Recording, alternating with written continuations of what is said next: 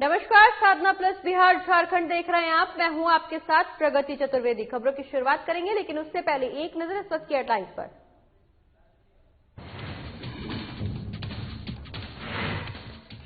Corona vaccine पर विपक्ष के आरोपों पर मुख्यमंत्री नीतीश कुमार का जवाब। कोरोना वैक्सीन के खिलाफ बयान देने वालों को बताया कुछ भी बोलने की आदत। कहा मीडिया में बने रहने के लिए कुछ भी बोलते हैं लोग। सीएम के काफिले पर हुए हमले की जांच में जुटी पुलिस। डीजीपी एमवी राव ने की हमले की निंदा। हमलावरों को दिलाई कानून की ताकत की याद।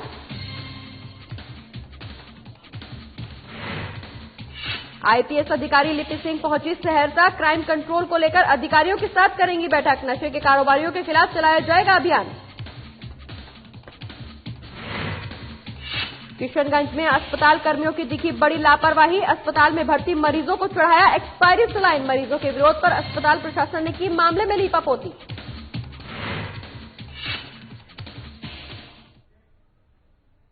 चलिए खबरों की शुरुआत करेंगे, लेकिन उससे पहले रुक करेंगे इस वक्त की बड़ी खबर का, जहां ममता बनर्जी को एक और बड़ा झटका मिल गया है। तो इस वक्त की बड़ी खबर हम आपको बता रहे हैं, जहां मुख्यमंत्री ममता बनर्जी को एक और बड़ा झटका मिला है। खेल राज्य मंत्री लक्ष्मी रतन शुक्ला ने मंत्री पद से इस्तीफा दे दिया है। तो इस वक्त की बड़ी खबर हम आपको बता रहे हैं, जहां खेल राज्य मंत्री लक्ष्मी रतन शुक्ला ने मंत्री पद से इस्तीफा दे दिया है, जिसके चलते मुख्यमंत्री ममता बनर्जी को एक और बड़ा झटका मिला है। बता दें कि शुभेंदु अधिकारी के बाद अब लक्ष्मी रतन शुक्ला ने भी मंत्री पद छोड़ दिया है। लक्ष्मी रतन शुक्ला ने मुख्यमंत्री ममता बनर्जी को अपना इस्तीफा पत्र सौंप दिया है, जिसके बाद मुख्यमंत्री ममता बनर्जी को एक और बड़ा झटका लगा है। तो इस वक्त की बड़ी खबर हम आपको बता रहे हैं, जहां खेल राज्य मंत्री लक्ष्मी रतन शुक्ला ने मंत्री पद से इस्तीफा दे दिया है। आपको बता दें कि लक्ष्मी रतन शुक्ला ने ममता बनर्जी को अपना इस्तीफा पत्र सौंप दिया है, जिसके बाद अब मुख्यमंत्री ममता बनर्जी को एक और बड़ा झटका लग गया है। आपको बता दें कि भारतीय क्रिकेट टीम के पूर्व खिलाड़ी भी रह चुके हैं शुक्ला। तो इस वक्त की बड़ी खबर हम आपको बता रहे हैं, जहां शुभेंदु अधिकारी के बाद अब लक्ष्मी रतन शुक्ला ने मंत्री पद छोड़ दिया है, अपना इस्तीफा मुख्यमंत्री ममता बनर्जी को सौंप दिया है। तो इस वक्त की बड़ी खबर हम आपको बता रहे हैं, जहां मुख्यमंत्री ममता बनर्जी को एक और बड़ा झटका मिल गया है। आपको बता दें कि खेल राज्य मंत्री लक्ष्मी रतन शुक्ला ने मंत्री पद से इस्तीफा दे दिया है। तो इसी खबर पर ज्यादा जानकारी के लिए वरिष्ठ पत्रकार कोलकाता से चंद्रचूड़ गोस्वामी हमारे साथ जुड़ गए हैं। चंद्रचूड़, मुख्यमंत्री ममता बनर्जी को एक बार फिर से बड़ा झटका मिला है। शुभेंदु अधिकारी के बाद लक्ष्मी रतन शुक्ला ने अपना मंत्री पद से इस्तीफा दे दिया है। हाँ, बिल्कुल एकदम सही बात है। और अभी फिलहाल बहुत सारे मंत्री, एमपी, एमएलए सब टीएमसी ममता सरकार का दामन छोड़ के अभी तो फिलहाल दिख रहा है कोई बीजेपी में ज्यादातर ज्वाइन कर रहा है। तो अभी इसी वक्त वेस्ट बंगाल का पॉलिटिकल सिनेरियो सिचुएशन तो शायद यही दिख रहा है। चंद्रचूड़ जी, जैसा कि आपने बताया कि एक और झटका इनको मिला है। हालांकि बंगाल में जो चुनाव होने वाले हैं, काफी कम समय बचा है चुनाव में, उसके चलते एक के बाद एक झटका अंतर कलह को दर्शाता हुआ नजर आ रहा है। हाँ, एकदम सही बात है। देखिए, लक्ष्मी रतन शुक्ला जी वो तो एक बहुत बड़ा हुनर क्रिकेटर ही था, और उसने ये जो खेल मंत्री का जो दायित्व वेस्ट बंगाल का वही तो संभाल रहे थे, और वो हावड़ा जिला का अध्यक्ष भी था तृणमूल कांग्रेस का। और जैसा न्यूज हम लोगों को मिल रहा है कि अंदरूनी जो कलह चल रहा है टीएमसी का अंदर, तो इसलिए एक के बाद एक मंत्री पहले तो शुभेंदु अधिकारी, और उसका जो नुकसान हुआ टीएमसी का वो ऊपर भी नहीं पाए। तो इससे पहले फिर लक्ष्मी रतन शुक्ला, और एक से बढ़कर एक के बाद एक न्यूज आ रहा है। और शायद ऐसा दिख रहा है कि टीएमसी का इस बार सिचुएशन इलेक्शन से पहले बहुत ही नाजुक दिख रहा है, और ज्यादातर मंत्री और जो एमएलए एमपी सब का दामन छोड़ के भाजपा या टीएमसी का दामन पकड़ रहा है। अभी तो फिलहाल यही सिचुएशन है वेस्ट बंगाल में। जी बिल्कुल चंद्रचूड़ जी, जैसे कि बंगाल में चुनाव को बस कुछ ही समय बचा है, चूंकि पूर्व क्रिकेट टीम के पूर्व खिलाड़ी भी रह चुके हैं शुक्ला। इस दौरान ऐसे समय में शुक्ला का इस्तीफा जो उन्होंने सौंपा है मुख्यमंत्री को, जनता के बीच में फैन फॉलोइंग पहले ही बहुत अच्छी रह चुकी है लक्ष्मी रतन शुक्ला की। इस दौरान जो उन्होंने अपना इस्तीफा दिया है, क्या लगता है बंगाल चुनाव पे इनके इस्तीफे का असर पड़ेगा? बंगाल चुनाव में तो जरूर इसका इफेक्ट तो पड़ेगा, क्योंकि देखिए एक बात है कि ये युवा खिलाड़ी भी था, और इसका जो एज है वो तो एकदम युवा मंत्री भी था टीएमसी का। तो अभी इस वक्त जैसे दिख रहा है एक के बाद एक, हम फिर एक बार रिपीट कर रहे हैं कि वो एक तो मंत्री था, और दूसरी बात है ये हावड़ा एक बहुत ही बड़ा जिला है वेस्ट बंगाल का, तो इसका टीएमसी अध्यक्ष भी था। तो अंदरूनी कलह इतना बढ़ गया है टीएमसी में, और जैसे एक कहावत है कि डूबते हुए नाव से ज्यादातर लोग छोड़ के अगर बेटर ऑप्शन मिलता है तो चला जाता है वहां से। तो फिलहाल ऐसा ही दिख रहा है, और शायद हम लोगों को लग रहा है कि चुनाव से पहले ही टीएमसी ममता की का जो सरकार है वो गिर ही सकता है, क्योंकि जिस एक्सेलरेशन में उसका ज्यादातर एमएलए और मंत्री लोग टीएमसी छोड़ के बीजेपी का दामन थाम रहा है, तो शायद किसी को पता नहीं कि ये मंत्रिमंडल इलेक्शन तक चलेगा कि उससे पहले ही डूब जाएगा। बहुत बहुत शुक्रिया चंद्रचूड़ जी, ये तमाम जानकारी हमारे दर्शकों तक पहुंचाने के लिए। चलिए बढ़ते हैं आगे, जहां मुख्यमंत्री नीतीश कुमार ने कोरोना वैक्सीन को लेकर विपक्ष के आरोप पर कहा है कि कुछ लोगों को बोलने की आदत होती है, वो मीडिया में बने रहने के लिए इस तरह के बयान देते हैं। उन लोगों पर मुझे कुछ नहीं कहना, पूरी दुनिया जानती है कि कोरोना कितनी भयानक बीमारी है। लेकिन अखिलेश यादव इसको भाजपा का वैक्सीन बता रहे हैं, बोले नहीं लेंगे। देखिए भाई क्या बोलता है, हमको उसमें कोई, आप तो शुरू से जानते हैं मेरी कोई दिलचस्पी नहीं है। किसी को कुछ बोलने की आदत होती है तो बोलने से खबर छपता है, तो इन सब के चलते लोग बोलते हैं। वो तो जिसकी जो इच्छा बोलता रहे, हमको उसके बारे में किसी को बारे में कुछ नहीं कहना है।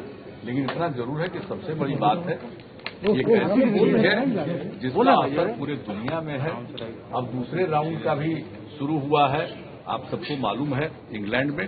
तो इन सब चीजों को देखते हुए हम सब लोगों को पूरे तौर पर सजग रहना है। और इसी के साथ खबरों में आगे बढ़ेंगे, लेकिन फिलहाल वक्त एक छोटे से ब्रेक का, जल्द लौट रहे हैं।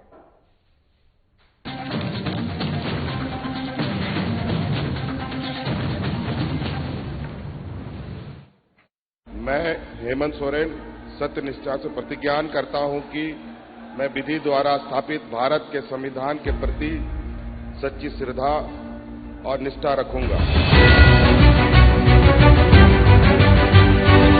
शपथ ग्रहण के कुछ घंटे बाद ही मंत्रिपरिषद की बैठक, और जिस पत्थलगड़ी ने राज्य को अशांत कर रखा था उसका समाधान हुआ। हजारों ग्रामीणों पर दर्ज प्राथमिकी वापस लेने का आदेश जारी। महिलाओं के खिलाफ हुए अपराध की त्वरित सुनवाई के लिए 22 फास्ट ट्रैक कोर्ट के गठन को मंजूरी।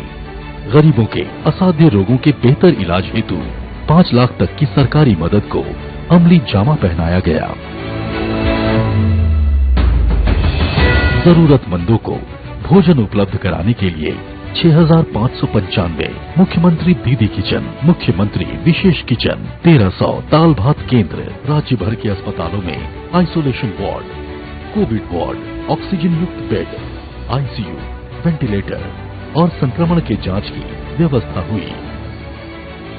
अब जरूरत थी प्रवासी श्रमिकों को वापस लाने की।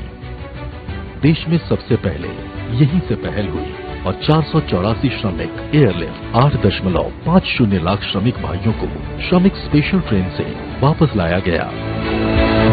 25 करोड़ मानव दिवस का सृजन एवं 20,000 करोड़ पारिश्रमिक देने के लक्ष्य के साथ योजना लागू की गई। श्रमिकों की मेहनत को सम्मान प्राप्ति के लिए बीआरओ से एमओयू हुआ और देश की सीमा पर सड़क निर्माण में संलग्न हुए। झारखंड की भावना को प्रतिबिंबित करने वाले राज्य के नए प्रतीक चिन्ह का अनावरण हुआ। महिला सशक्तिकरण की दिशा में फूलो झानो आशीर्वाद योजना के जरिए शराब हड़िया के निर्माण और बिक्री में शामिल महिलाएं अपने जीवन में बदलाव की प्रेरक कहानियां कर रही हैं। 26,000 सखी मंडल की बहनों को बैंक लिंकेज के माध्यम से 370 करोड़ एवं 111 कुशल नर्स को देश के बड़े अस्पतालों में नियुक्त किया गया। इस कड़ी को और सशक्त करते हुए 22 युवतियों को कपड़ा उद्योग में नौकरी दी गई। खेल के क्षेत्र में विश्व भर में परचम लहराने वाले झारखंड को 20 साल बाद 24 जिला खेल पदाधिकारी मिले, उनकी नियुक्ति सुनिश्चित हुई। इस तरह झारखंड अपने सीमित संसाधनों के साथ विकास के सभी सोपान तय कर रहा है ताकि राज्य की समृद्धि एवं समावेशी विकास की परिकल्पना को साकार किया जा सके।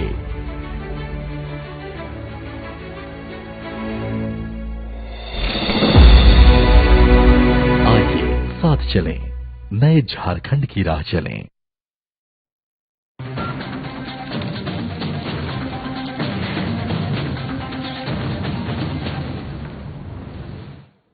और ब्रेक के बाद रुक करेंगे रांची का, जहां डीजीपी एमवी राव ने सीएम के काफिले को रोकने की घटना को गुंडागर्दी बताया। आपको बता दें कि इस दौरान उन्होंने ये भी कहा कि ऐसे लोगों को पता नहीं है कि कानून की ताकत क्या होती है। डीजीपी ने कहा कि पुलिस सीसीटीवी और वीडियो फुटेज खंगाल कर दोषियों की पहचान करने में जुटी हुई है। उन्हें सख्त से सख्त सजा देने की बात भी इस दौरान डीजीपी ने कही। वहीं डीजीपी ने किशोरगंज की घटना को पूरी तरह से साजिश करार दिया है। बता दें कि सीएम के काफिले पर हमला करने वालों पर पुलिस ने कार्रवाई करना शुरू कर दिया है। वहीं दर्जनों लोगों को हिरासत में लेकर पुलिस पूछताछ कर रही है। वहीं राम सिंह नामक एक व्यक्ति को हिरासत में भी लिया गया है। बता दें कि युवती की हत्या के मामले में उन्होंने कहा कि और मांझी में जिस युवती की हत्या हुई है उसकी पहचान अभी नहीं हो पाई है। वहीं पोस्टमार्टम रिपोर्ट का इंतजार किया जा रहा है। पुलिस गंभीरता से मामले की जांच भी कर रही है। जल्द ही इस घटना को अंजाम देने वालों की पहचान कर कड़ी कार्रवाई की जाएगी।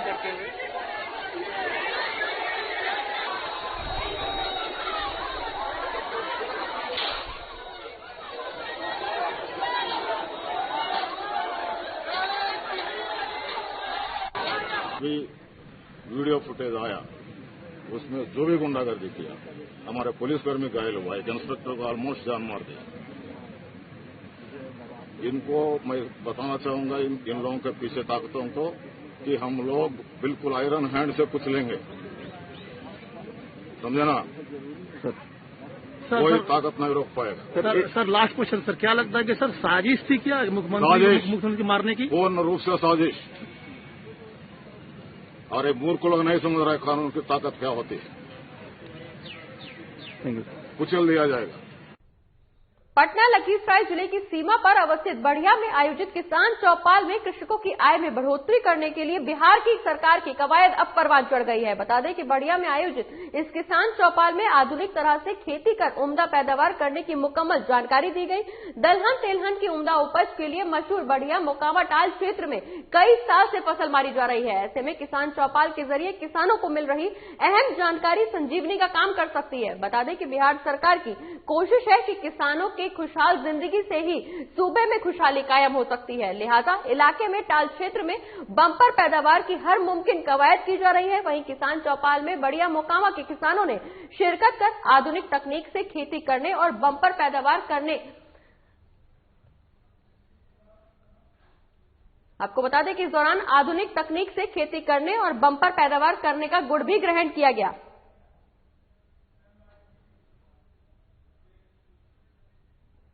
और मधुबनी के बेनीपट्टी मुख्यालय के लोलाधर उच्च विद्यालय के मैदान में कमल युवा क्लब के चौथे स्थापना दिवस के मौके पर 1600 मीटर दौड़ का आयोजन किया गया। बता दें कि दौड़ को बेनीपट्टी के एसडीएम अशोक कुमार मंडल, प्रसिद्ध चिकित्सक डॉक्टर एमटी रेजा और केवाईसी के संयोजक पंकज झा ने हरी झंडी दिखाकर रवाना किया। वहीं इस दौरान प्रतिभागियों का हौसला बढ़ाते हुए एसडीएम अशोक मंडल ने कहा कि किसी भी उद्देश्य को पूरा करने के लिए मेहनत करना अति आवश्यक है। हम स्वस्थ रहेंगे तो हमारा देश भी स्वस्थ रहेगा और सुरक्षित रहेगा।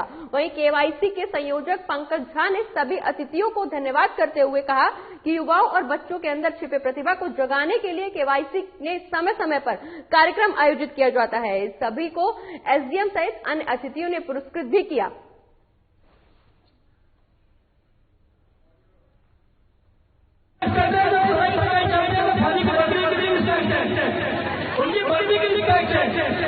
उनके अनुशासन की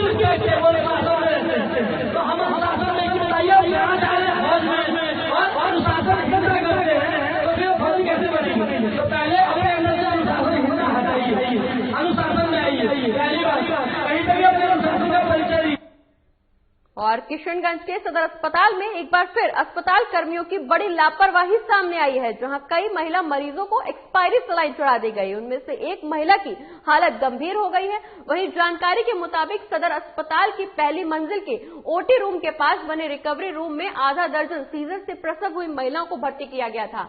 उनमें से कई महिलाएं स्वास्थ्य कर्मियों की लापरवाही से अपनी जान गंवाने से बाल बाल बची। दरअसल यहां महिलाओं को एक्सपायरी सलाइन चढ़ा दी गई, लेकिन अचानक एक मरीज के परिजन की नजर सलाइन की बोतल पर पड़ी तो उन्होंने इसकी शिकायत ड्यूटी पर तैनात स्वास्थ्यकर्मी और नर्सों से की। इस पर नर्सों ने मरीजों के परिजनों को यह कहकर चुप करवा दिया कि एक्सपायरी सलाइन 1-2 महीना तक चल सकती है। जबकि मरीज के परिजनों ने इसका विरोध किया तो आनन फानन में स्वास्थ्य कर्मियों ने सलाइन की बोतलों को खोलकर फेंक दिया। वहीं कुछ मरीज के परिजनों ने एक्सपायरी सलाइन की बोतल को अपने पास रखना चाहा, लेकिन स्वास्थ्य कर्मियों ने उनसे छीन लिया। वहीं एक्सपायरी सलाइन चढ़ाने से एक महिला मरीज की हालत नाजुक बताई जा रही है। बता दें कि विरोध करने पर स्वास्थ्य कर्मियों ने कहा कि कोई बात नहीं है, मामला आप टूल पकड़ा तो आनन फानन में अस्पताल प्रशासन ने मौके पर पहुंचकर मामले को रफा दफा करना चाहा। वहीं मरीज के परिजनों ने बताया कि अस्पताल कर्मियों की अनदेखी के चलते आज एक बड़ी अनहोनी हो सकती थी। इस मामले में परिजनों ने विरोध जताया और अस्पताल प्रशासन की कार्यशैली पर सवाल खड़े किए। वहीं बिहार में सुशासन की सरकार भले ही लोगों की सेहत के प्रति गंभीर हो, लेकिन जिले के स्वास्थ्य विभाग सुधरने का नाम नहीं ले रहा। बता दें कि किशनगंज सदर अस्पताल की स्वास्थ्य व्यवस्था लोगों की जान के साथ खिलवाड़ कर रही है। अगर आप किशनगंज सदर अस्पताल में भर्ती हैं तो थोड़ा सावधान हो जाएं और यहां पर दवाइयां लेते समय एक्सपायरी डेट जरूर देख लें। खबर मिली है तो सिविल सर्जन महोदय से इसकी जांच कराई जा रही है। स्टॉक जो था वो 6 महीना पुराना था और 6 महीना पहले उसको रिलीज करके ओटी में और वार्ड्स में शिफ्ट कर दिया गया था। यदि उसके बाद उसको चलाने से पहले वहां के जो नर्सिंग अटेंडेंट्स होते हैं, जो एएनएम होती हैं, उनको ये चीज वेरीफाई करना होता है कि वो जो स्टॉक है वो विद इन एक्सपायरी रेंज है या फिर उसमें कोई फंगस का ग्रोथ हुआ है कि नहीं।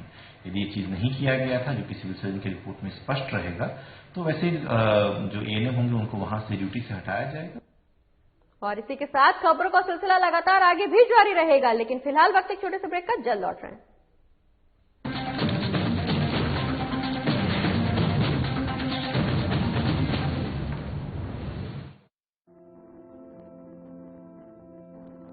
कोरोना का संकट अभी टला नहीं है, इसलिए लापरवाही बिल्कुल नहीं।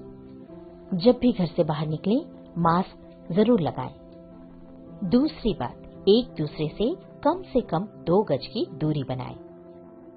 और तीसरा, अपने हाथों को साबुन से अच्छी तरह बार बार धोएं। यदि हम इन सभी मुख्य बातों पर अमल कर लें तो कोरोना वायरस के संक्रमण से बच सकते हैं और हमारा राज्य कोरोना मुक्त हो सकता है। मेरे प्यारे झारखंड वासियों, कोरोना का जंग अभी जारी है। हम और आप मिलकर ही इस जंग को जीत सकते हैं। इसलिए सरकार निर्देशों का पालन करें और विश्वास रखें, हम और आप मिलकर जरूर इस जंग को जीतेंगे। सूचना एवं जनसंपर्क विभाग, झारखंड सरकार द्वारा जनहित में प्रसारित।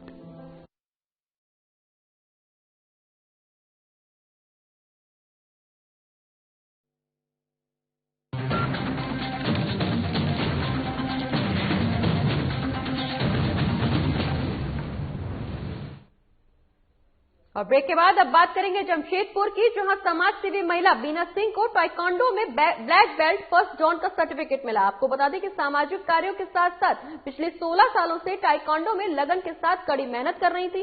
वहीं साउथ कोरिया में ब्लैक बेल्ट फर्स्ट जोन का सर्टिफिकेट दिया गया। वहीं इंटरनेशनल कोच पूजा कौर ने बीना सिंह को सर्टिफिकेट अपने हाथों से दिया। बता दें कि इस दौरान कोच पूजा कौर ने कहा कि लड़कियों को सेल्फ डिफेंस सीखना काफी जरूरी है, जिससे लड़कियां अपनी रक्षा खुद कर सके। वहीं ब्लैक बेल्ट फर्स्ट जोन का सर्टिफिकेट मिलने के बाद बीना सिंह ने कहा कि हम आज काफी खुश हैं। बीना सिंह आज बहुत खुश हूँ क्योंकि मेरा सर्टिफिकेट आया है ब्लैक बेल्ट का, और 2004 से मैं प्रैक्टिस कर रही थी ब्लैक बेल्ट का, ताइक्वांडो का, ताकि देखते हैं आए दिन लड़कियों के ऊपर अत्याचार होता है, बहुत सारी प्रॉब्लम होती हैं। तो मैं सोचती हूँ क्या कि नहीं, पूरे देश को जागरूक करें, सभी बेटियों को सिखाएं। हम शादीशुदा होने के बावजूद हम स्टार्ट किए थे ताइक्वांडो, ज्वाइन किए थे 2 बच्चे की माँ होने के बाद। फिर भी लोग बहुत ताना देते थे, फिर भी हमने किया और आज 2019 में हमने ब्लैक बेल्ट का एग्जाम दिया है और वो मैं पास की हूँ। अभी मेरा सतपुड़िया से सर्टिफिकेट आया हुआ है। आज का कार्यक्रम था कि मेरे क्लास से बीना सिंह जो है वो ब्लैक बेल्ट हुई हैं। 2004 से कंटिन्यू वो मेरे पास प्रैक्टिस कर रही हैं, तो उनका आज ब्लैक बेल्ट का फर्स्ट डन कंप्लीट हुआ है, तो उसी का सर्टिफिकेट उनको बेल्ट पहनाया गया। आए दिन जो समाज में हो रहा है, खासकर लड़कियों के साथ, लड़कियों के लिए सेल्फ डिफेंस सीखना बहुत जरूरी है। मैं आने वाले अभिभावकों से यही बोलूंगी कि लड़कियों को आत्मरक्षा सिखाने के लिए एकदम सिखाना बहुत जरूरी है। इसलिए आप किसी भी ट्रेनिंग सेंटर में जाकर अपने बच्चे को सेल्फ डिफेंस सिखाने की कृपा करें। और आईपीएस अधिकारी लिपि सिंह आज सहरसा पहुंची, जहां पुलिस अधीक्षक कार्यालय में उन्होंने अपना योगदान दिया। बता दें कि इस दौरान आईपीएस ने क्राइम कंट्रोल को लेकर कहा कि जल्द ही पुलिस अधिकारियों के साथ वो बैठक करेंगी। नशे के कारोबारियों के खिलाफ अभियान भी चलाया जाएगा।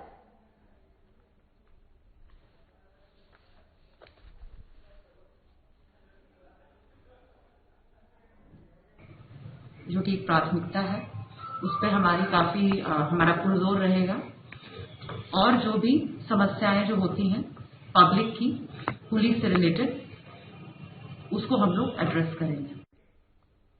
और अगली खबर हजारीबाग से है, जहां नगर निगम से महज 4 किलोमीटर की दूरी पर नगवा टोल प्लाजा इन दिनों सुर्खियों में है, जहां बीते दिनों से धरना प्रदर्शन और पुतला दहन का सिलसिला लगातार जारी है। इसी क्रम में प्रदेश के कार्यकारी अध्यक्ष केशव महतो कमलेश भी धरने में शामिल हुए। आपको बता दें कि सर्वदलीय पार्टियों ने भी महाधरना का आयोजन किया। वहीं प्रदर्शनकारियों का कहना है कि ये टोल प्लाजा को शहर से दूर बनाना चाहिए।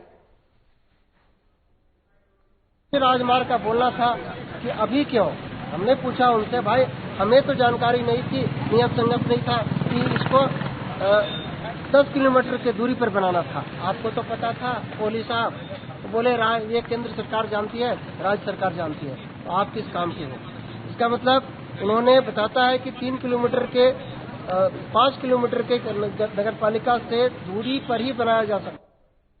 और सहरसा में मानवता को शर्मसार करने वाली तस्वीर देखने को मिली, जहां सड़क किनारे एक दूध मुही नवजात बच्ची को परिजन झोले में रखकर फरार हो गए। बता दें कि घटना सदर अस्पताल के मुख्य गेट के पास की बताई जा रही है, जहां अगली सुबह नवजात बच्ची के परिजनों ने नवजात को एक झोले में रखकर सड़क किनारे झाड़ी में फेंककर मौके से फरार हो गए। वहीं सुबह लोगों की नजर जब मृत नवजात बच्ची पर पड़ी तो उसे देखने के लिए लोगों की भीड़ जुट गई, जिसके बाद घटना की जानकारी पुलिस को दी गई। वहीं पुलिस मामले की छानबीन में जुट गई है। वहीं इस घटना से सवाल ये उठता है कि आखिर एक निर्दलीय मां ने अपने कलेजे के टुकड़े को लावारिस हालत में कैसे सड़क किनारे छोड़ दिया।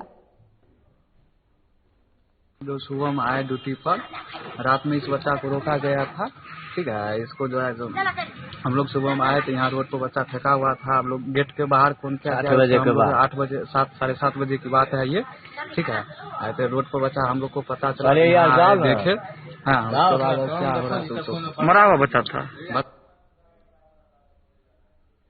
और अब बात गोपालगंज की, जहां नगर थाना के एक डेरवा गांव निवासी 55 वर्षीय होमगार्ड के जवान भोला सिंह को अपराधियों ने गोली मारकर उनकी हत्या कर दी। वहीं होमगार्ड के जवान अपने घर से मोटरसाइकिल से ड्यूटी जा रहे थे। इस दौरान मोटरसाइकिल सवार अपराधियों ने पीछे से गोली मारकर उनकी हत्या कर दी। वहीं होमगार्ड के जवान भोला सिंह के ऊपर तकरीबन 1 महीने पहले भी अपराधियों ने गोली मारकर उन्हें घायल किया था। वहीं आक्रोशित परिजनों ने NH 28 ट्रेन पट्टी के पास सड़क जाम कर आगजनी और नारेबाजी कर रहे हैं। पीड़ितों ने बताया कि 1 महीना पहले जो हमला हुआ था उसमें नामजद FIR की गई थी।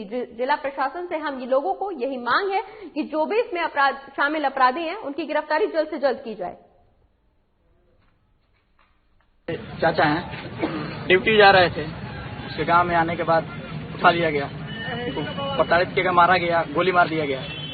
उसके 15 दिन पहले भी हमला हुआ था। पुलिस प्रशासन में जो भी कार्रवाई हुआ था, किया गया था, FIR हुआ था, पैर में गोली लग के निकल गया था। प्रशासन कुछ एक्शन नहीं लिया, कोई एक्शन नहीं लिया। जबकि 4-5 बार मैं फोन करके विकास कुमार हैं जो दरोगा हैं यहाँ के, उनको मैं बताया कि यहाँ आने वाला है, वहाँ आया भी था, लेकिन पुलिस वहाँ नहीं पहुंची, आया वो निकल गया। का नाम भोला सिंह है, हमार नाम अंगद सिंह है। सवेरे गोपालगंज को काम से गई रहा और उन्हें से लौटर रहा और रास्ता में इनका पर गोली मार के इनका हत्या कर। बिहार में सुशासन की सरकार है, लेकिन अपराधियों की बाहर है। अपराधी आम और खास किसी को नहीं छोड़ रहे हैं।